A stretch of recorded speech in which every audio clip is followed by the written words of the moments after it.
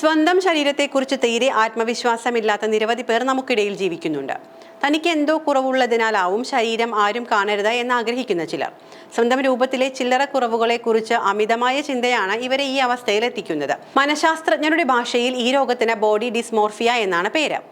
സാധാരണക്കാർ മുതൽ വലിയ വലിയ സെലിബ്രിറ്റികൾ വരെ ബോഡി ഡിസ്മോർഫിയ ബാധിക്കപ്പെടാറുണ്ട്. തന്റെ ശരീരത്തെക്കുറിച്ച് അരക്ഷിതാവസ്ഥയുണ്ട് എന്ന് വെളിപ്പെടുത്തിയിരിക്കുകയാണ് ചലച്ചിത്ര നിർമ്മാതാവ് കരൺ ജോഹർ. ബോഡി ഡിസ്മോർഫിയ എന്നറിയപ്പെടുന്ന അവസ്ഥയുമായി താൻ പോരാടുകയാണ് എന്നാണ് അദ്ദേഹം വെളിപ്പെടുത്തിയിരിക്കുന്നത്. അതിൽ ഒരാൾക്ക് സ്വന്തം ശരീരം ഇഷ്ടപ്പെടില്ല, അസ്വസ്ഥത തോന്നും, കണ്ണാടിയിൽ സ്വയം നോക്കാൻ കഴിയില്ല എന്നും അദ്ദേഹം പറയുന്നു. സ്വന്തം ശരീരത്തിൽ ആത്മവിശ്വാസമില്ലാതിരിക്കുകയും പുറം കാഴ്ചയിലെ കുറവുകളെക്കുറിച്ച് ആശങ്കപ്പെടുകയും ചെയ്യുന്ന മാനസികാവസ്ഥയാണ് ബോഡി ഡിസ്മോർഫിയ. പലപ്പോഴും വ്യക്തികൾക്ക് തോന്നുന്ന ഈ കുറവുകൾ കാഴ്ചക്കാരന് തോന്നണമെന്നില്ല. ഏതു പ്രായക്കാരിലും ഈ അവസ്ഥയുണ്ടാകാം. എങ്കിലും കൗമാരക്കാരിലും യുവാക്കളിലുമാണ് കൂടുതൽ ഇവ കാണപ്പെടാറുള്ളത്. സ്ത്രീകളെയും പുരുഷന്മാരെയും ഒരുപോലെ ബാധിക്കുന്ന അവസ്ഥയാണ് ബോഡി ഡിസ്മോർഫിയ.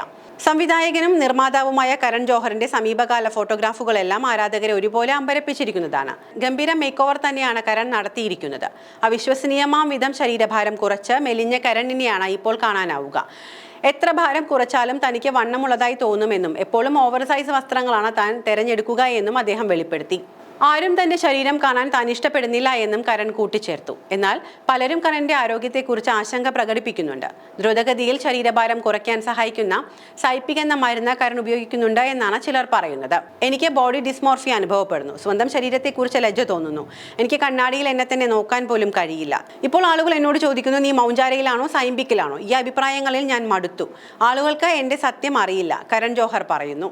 അടുത്തിടെയാണ് എനിക്ക് തൈറോയിഡ് ഉണ്ടെന്ന് കണ്ടെത്തിയത്. ഈ ആരോഗ്യ പ്രശ്നങ്ങൾ പരിഹരിക്കുന്നതിനായി ജീവിതശൈലിയിൽ മാറ്റങ്ങൾ വരുത്താൻ ശ്രമിക്കുന്നുണ്ട് എന്നും അദ്ദേഹം കൂട്ടിച്ചേർത്തു.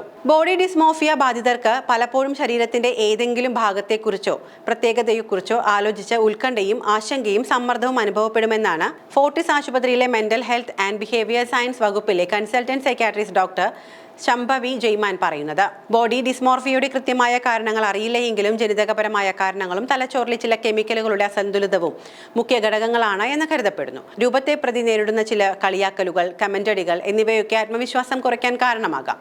യാഥാർത്ഥ്യവുമായി ബന്ധമില്ലാത്ത സൗന്ദര്യ സങ്കല്പങ്ങൾ പരത്തുന്ന സാമൂഹിക മാധ്യമങ്ങളും ബോഡി ഡിസ്മോർഫിയ ഉണർത്തിവിടാം.